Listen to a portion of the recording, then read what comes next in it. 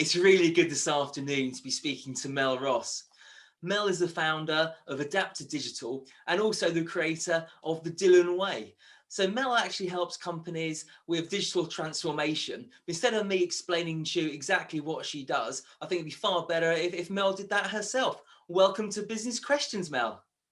Oh, thank you, David. I'm really delighted to be here, actually, really delighted.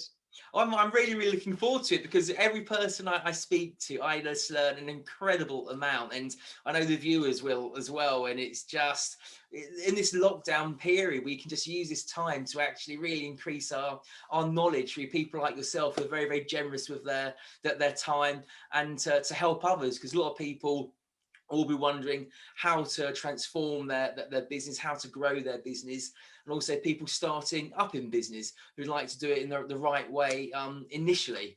So, I think what you've got to say is going to be really interesting, because I know you work with some major companies as well as smaller companies. Perhaps you could just give a little explanation about what you do at Adapted Digital. Certainly. So Adapted Digital has been around since 2013, and it's quite interesting because we were at that real sort of embryonic stage of digital transformation in this modern world. And probably a lot of the time when we were speaking with customers, we were educating the market, whereas now, a lot of people are familiar with that, and certainly through the last 12 months and COVID, becoming more digitally aware and digitizing our businesses and all of this kind of stuff.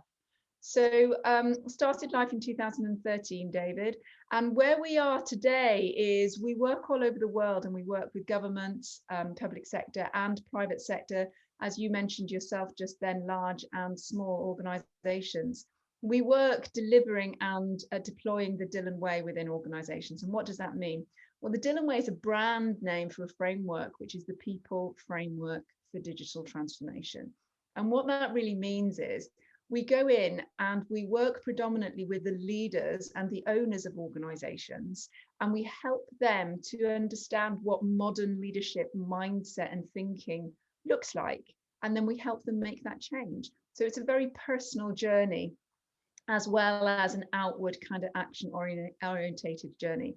And one thing that we've learned is it doesn't matter how small or big your organization is. If you've got the right mindset as a leader, then you can actually thrive, and it doesn't actually have to be always about surviving and, what do we do next? If you can embrace what we call the 7 mindsets of modern leadership, then you really can be prepared, you can lead with presence, you can, absolutely bring that purposeful leadership and that, that conscious leadership, that conscious capitalism into your work. So that's really what we're all about, really. It's that ability for businesses to thrive in a world that's constantly changing, to bring together the value of digital transformation and technology with humanity and the human factor, with environmental consciousness and sustainability, all of that together, and succeed and win and have fun along the way. So you mentioned that the 7 factors. I'm going to ask you to recite them now, if you could. Yeah, absolutely. So the 7 mindsets are, the first one is digital, and we call that the digital native mindset. And what that means is really building a comfort around being an early adopter around new technologies and new ways of working. But there's also another element to that digital native mindset, and that is to embrace that Generation Z, those early stage apprenticeships and first-time job employees that are coming into the workplace now, and recognizing that they've got a different set of values coming into work. They're looking for a different type of employer. They are choosing to work with organizations that can demonstrate humanity and ethics. They're looking for organizations where they can contribute value and have a voice from day one, and not be kind of kept in the background until they've sort of, cut their cloth and gone through their apprenticeship period. So the digital native mindset is really big. The next one is what we call the beginner's mindset. So that's being an adaptive leader. And that is bringing the best of, you know, leadership that's been around for eons, that's still relevant, like resilience and systems thinking. But it's also about really bringing the idea of experimental practice into work. And every organization, every leader really does need to embrace this idea of thinking and behaving experimentally. And what I mean by that is not agile, as some of the viewers might be familiar with. This is the precursor to agile. This is about how many right answers are there to this problem? How many right answers are there? And therefore, can I experiment with all of them? So by the time I decide on a new product design or decide that we're going to start a new project, we've already de-risked. So that's the beginner's mindset. Then the networked mindset, which is all about collective intelligence, all about everybody being equal. The fourth open is the authentic, transparent mindset. So that's really about showing vulnerability as a leader. So it's not that you need to always be right, but showing your human side, which we've all seen through COVID. Yeah. And it's also building your organization on the structure of transparency so that resource and voice and data is fluid throughout your organization. And this is, even if you're a micro business, this is really, really important. You might think that everybody knows what's going on, but you know, that's not always the case. Assumption is the root of all evil. So it's really understanding that, you know, how to build transparent structures. And then data informed. So we have this capability called data mindfulness that we use. So we help leaders to become more mindful about data. And I think for a lot of people, again, listening to today, data privacy and what's true out there and what's not true out there, and how do I make decisions that are data informed rather than by assumption, and all of that stuff is a big melting pot. Future focus and then audience focus are the last two. So that human-centered leadership. Okay, so if you're going to let's talk about particularly in smaller companies, where are they mainly going wrong? Is there any common denominators which that you work on first that you find has to be started initially?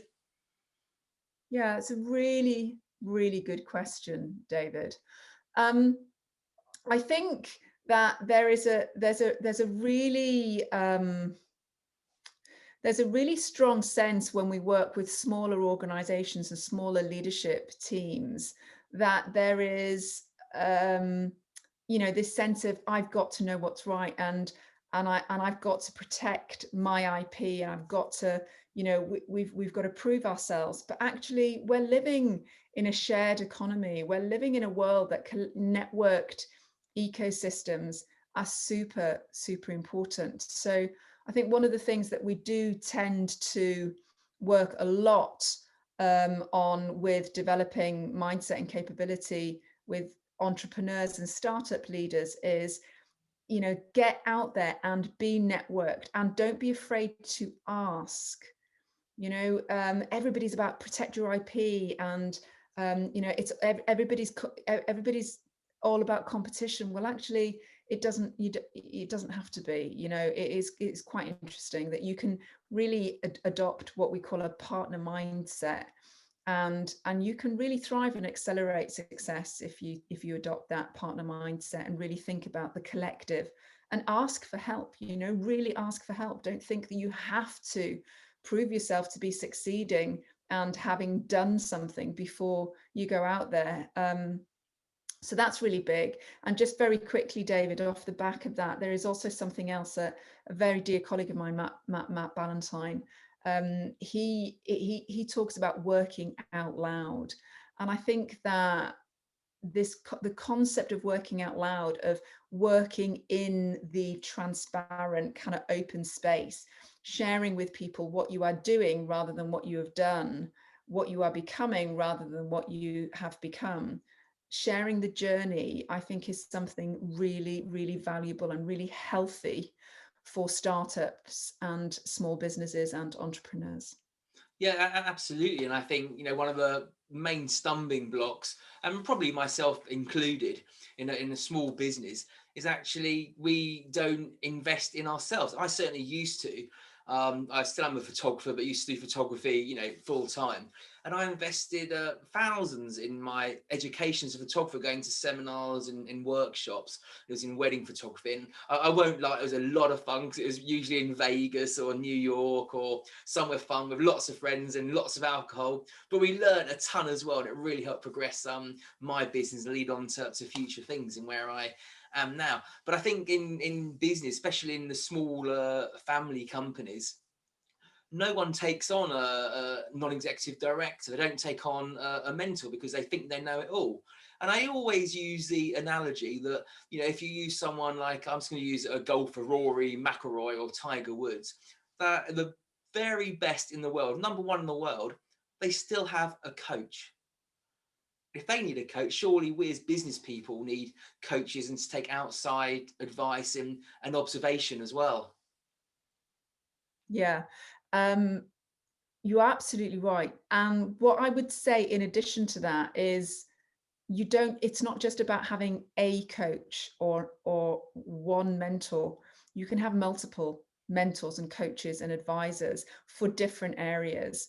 You know, if you're meeting with them once a month, or if you're meeting with them once a quarter, you know, you can find the time for that. I do, you know, myself strongly advise when I am coaching and mentoring entrepreneurs myself and leadership teams.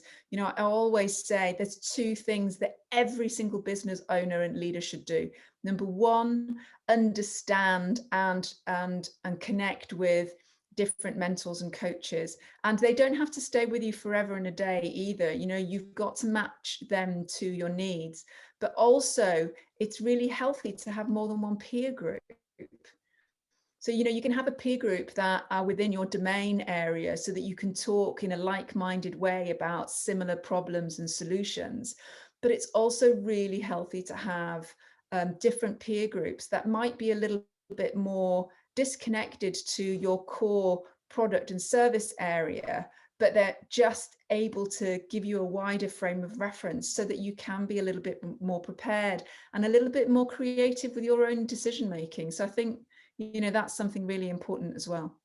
No, absolutely. I just want to talk about digital transformation, and something I just want to grasp and understand a little bit more, because I suppose I'm 48. I think I'm quite digitally savvy and use SaaS, you know, software as a service. So are you going to companies which are perhaps still on a more analog basis and introducing different workflows for them to use? Is that what you're doing, or have I completely missed the point? We tend not to get too involved in the operational side of digital transformation. So, you know, changing the structure, digitizing your products and services, bringing in new technologies. We tend not to get too involved in that. What we prefer to do is to nurture the right mindset at the business owner, the leadership level, in order for them to be able to ask the right questions of the market so that they can bring the right people on board. And the reason I say that, David, is that, you know, if you are able to ask the right questions and take the actions, you're going to be more committed and more invested in making it work. And that's really important too. Yes, I suppose it's almost in a you know, that a workshop environment. If you've got 20 people in a room in a workshop, only 2 of them will actually practice what's been taught. The rest are there just to pay lip service, to think they've done the training, and that's a tick box exercise. Well, actually, you've got to follow through with what you learn. Or they still think that they know better, and they carry on doing it in their way, and obviously still get the same results. It's good that obviously people coming to you clearly are adaptable to change anyway, because they've come to you. So what would be your first steps in going into a small business? And are there any sort of barriers you have to break down initially, do you find? So I think that, I mean, we have a 7-stage process. So we always go in and we always start with awareness. And you know, if any organization or small business is thinking about change, then I would recommend that they follow this same 7-step process. So this first step is awareness, and awareness is really an outside and an inside bit. So being aware of what's happening outside around you at a macro level, so in different countries and in different sectors, as well as what's happening in your own sector. That's really important. And then the inner awareness of what are my preferences, you know, where am I passionate, where is my passion, where are my values? Because it's really important. You know, I mean, you can argue it's more important when you're a smaller business or not, but you know, I'm sure there's loads of researchers and academics that would crucify me for saying that. But you know, living your values and being close to your values and your purpose when you're a smaller business, I do think actually, you know, it is more important, because you know you're closer to being invested in, you know, the money that you make and the money that you spend. That's a fact. So we start with awareness, then we move on to assessment. So it's really getting an understanding of, well, if that's where the world is, and if that's where our sector is, and if that's what we believe our current mindset and behavior is, what does all that look like on a spectrum? So it's really assessing, and then we align, and then we go, right, okay, if we've got all of this, you know, this information, what we want to do then is align it to our vision and align it to our organizational business goals, and then activate.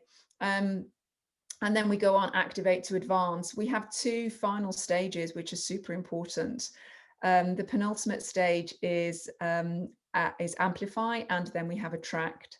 And those 2 stages are where you ensure that any change that you've made, any decision that has been made, is something that is agreed and is embedded within the mindset and the behavior of your team, so that, you know, it really is a sense of collective, and it's not, you know, directional. This is what we're going to do. This is what I want you to do. So it's really, really important for leaders to be as open and, you know, really take a collective networked approach with decision making as much as possible. And it really doesn't matter whether it's somebody behind a, you know, a reception desk that does customer service, and you're talking about the, you know, the next 5-year strategy. It's still really, really, really valuable, statistically proven to be more valuable to have that collective conversation around that, and also be role models as leaders. So,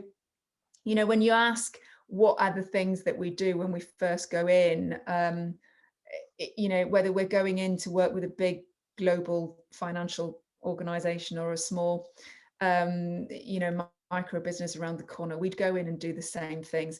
Contextually, they're always different in terms of outputs, but we always go through those same things.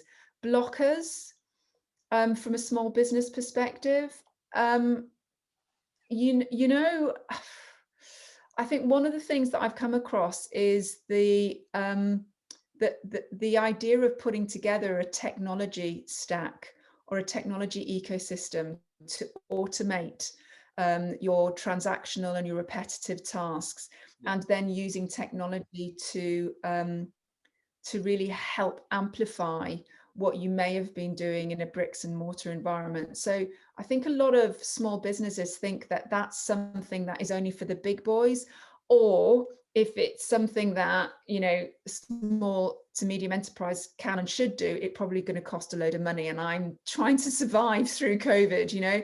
But actually it doesn't. You know, it is surprising how easy it is on a very, very low budget to put together a technology ecosystem that really streamlines your organization and really helps you to amplify and to enrich your products and services and your customer experiences. And you know, when you do that, what you get is you get loads of data back, which means that it becomes so much more easier to, you know, advance your product or even come up with new product and services ideas, which is definitely something that we should all be thinking about. Yeah, and I think now in terms of, you know, lockdown, it's an opportunity for a lot of business to actually, you know, implement exactly what you're saying. You have the time. So I'm sure one barrier to change is time itself. They're so busy. often working in the business, not working on the business, the old adage. And I think Yeah. you have to look at the silver lining with the pandemic we're going on at the moment, because we can't change anything. We're not in control. We're doing as we're told by the government. So if you've got spare time, then learn. And the great thing is, people like yourself, global experts, are giving their knowledge away on YouTube, on various channels. Read a book a week. There's so much to be learned, which then implement and improve your business. Do you have any sort of real life examples of you can of change that you've helped people do and the results of that? Yeah. So yeah, and what I'll do to kind of, maybe I'll give you a few stories. I don't know where, I'm not too sure where I'll go with this one. Okay, So that's good. Free flow. I'm hoping that, yeah, everybody on the session today, listening to this session, will be open to that. But one of the key approaches that we employ to help that journey of change is what we call the power of one. So, and this is really relevant to small business. So it's not about how much you need to do. It is about how little you need to do to make an impact. So if every small business owner thinks about what is the least thing that I can do to make a shift, then that really releases a lot of stress and anxiety, because it's so easy for us to go, oh my God, I've got to get new products out and I need to do that promotion because at the moment I'm delivering, but once I deliver this, then my kind of, my revenue is going to drop. So I can't do two things at one time. And equally to your time poor element, we are all gathering complexity and gathering momentum in terms of our requirement to change. So I think that this sense of break it down, and when you think you've broken it down as far as it can go, break it down again. So if you can get to the tiniest element of change and shift, that's where you want to be doing it. And that's the first thing I'd say. And then the second thing I would say is that we always work on two areas. So we work on the 45% of your day that's unconscious behavior, so the areas of habit.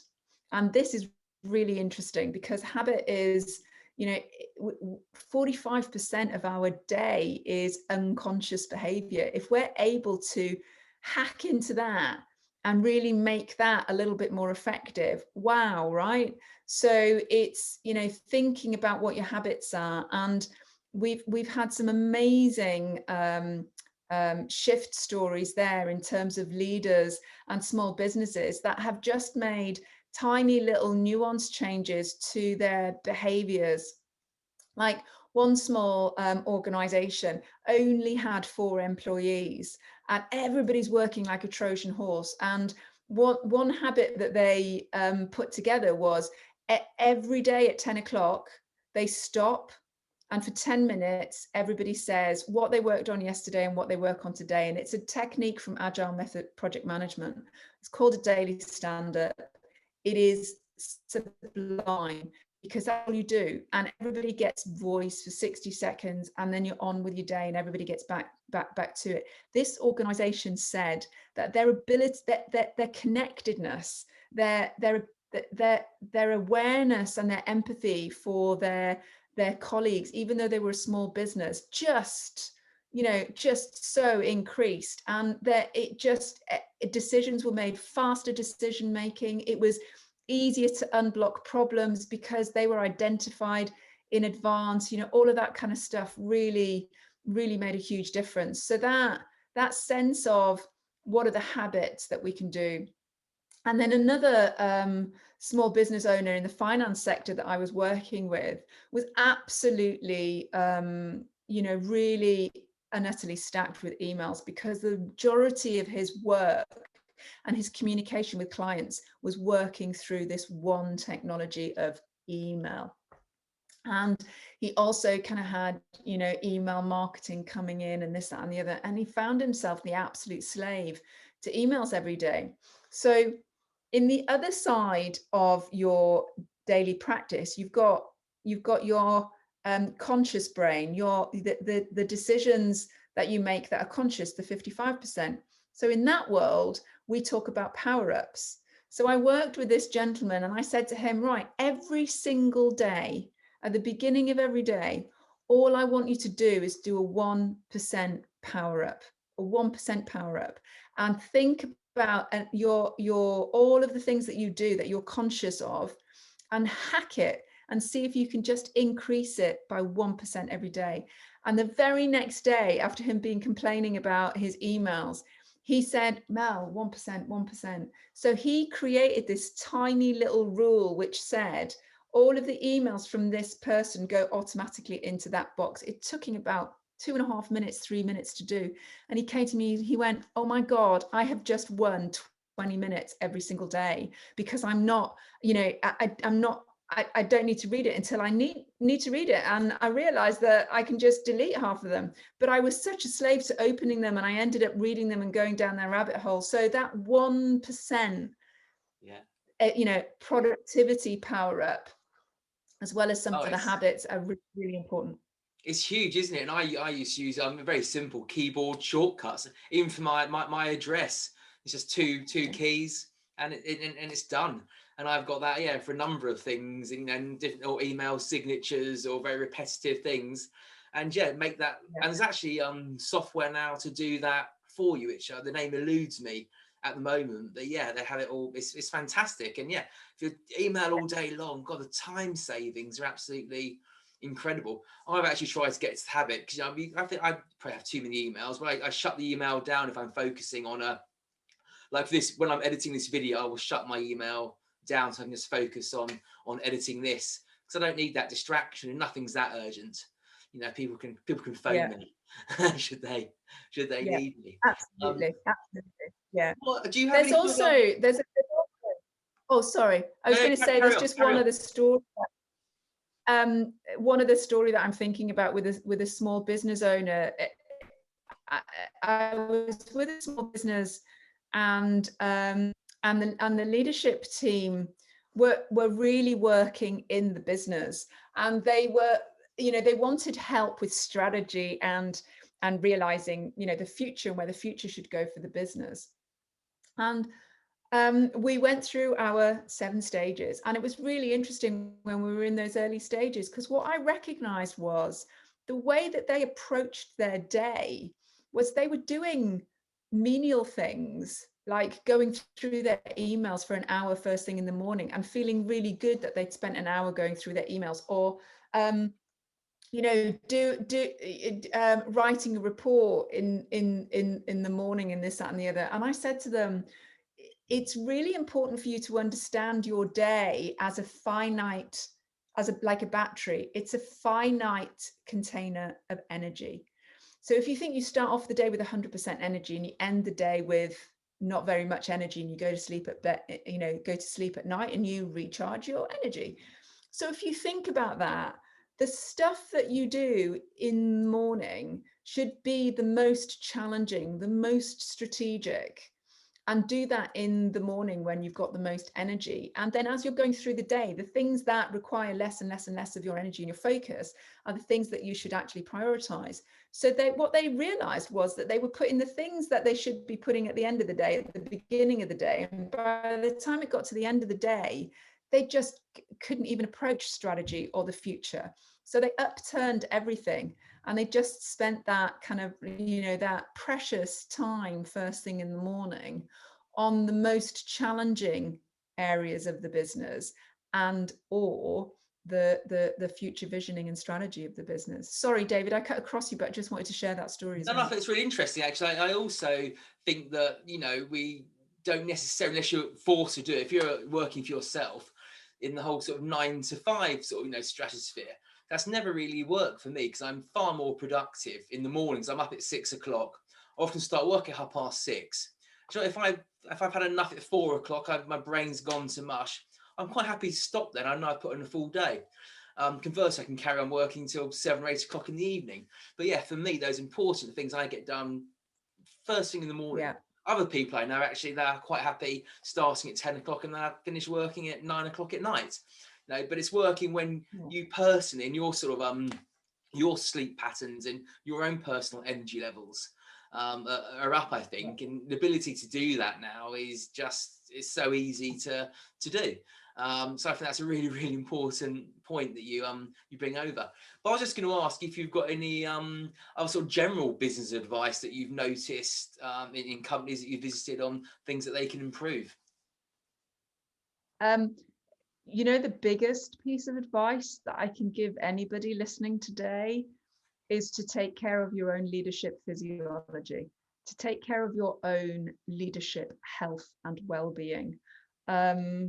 You know, we have gone through COVID. We are all working remotely. We are all trying our damnedest to succeed and to grow. And what that brings with it is it brings fatigue. We're on Zoom calls all day or Teams or whatever. We might be working longer hours. We may have some stresses around finance or customers or delivery, etc., etc.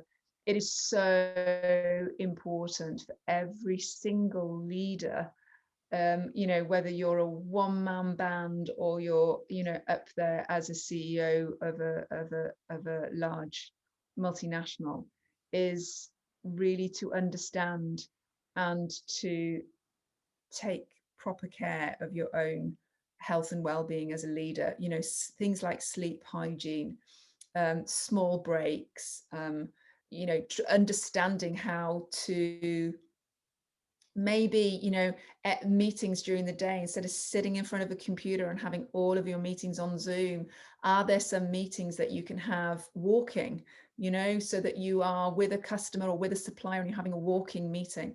There are so many different techniques that you can infuse into your day, but equally, you know, just making sure that you have a balance there. Honestly, David, you probably thought that I was going to give some kind of, you know, yoga advice on something in terms of productivity and success, but actually it's really, if we can't keep ourselves happy of mind, body and spirit, healthy, then, you know, the business in some way, shape or form will suffer as a result. Yeah, I don't think you can't actually keep your concentration levels up for that long. So yeah, I'm a big advocate of having short little breaks here and there, because if you're working from home, you're not having some distract you speaking to you. You're not going to the your works cafe or making a coffee. You do that at home. Go for a quick walk for 5 or 10 minutes. Go and sit in the garden and get some sunshine and have a cup of tea and just refresh. Come back. And also, I think it's quite important for thinking time as well. You can't be thinking about the future whilst you're actually doing things properly. I don't find anyway. So it's just good to just shut all your devices off and just relax for a few minutes, recharge. Lots been said, isn't it, about micro sleeps, and I don't go as far as that, but certain professional athletes do, and there's a reason for that between their training sessions. So if you can do it, then absolutely fantastic. Mel, thank you so much indeed. As we mentioned before, your company, Adapter Digital, we'll put the address just down here below us, and we'll also put it in the description. Is there anything you'd like to say finally, Mel? Not really, other than I'm a real kind of firm believer of paying it forward. So if there is anybody that has a very specific challenge that is around digital, the workforce change, transformation, sustainability, or their own leadership well-being, then I am more than happy to give some of my time to help. So yeah, maybe I can share my contact details with you as well, just so we can just pay it forward. Absolutely, and that's very, very kind and generous of you, Mel. Thank you very much indeed. Oh, thank you, David. It's been a real pleasure. Thanks so much for inviting me.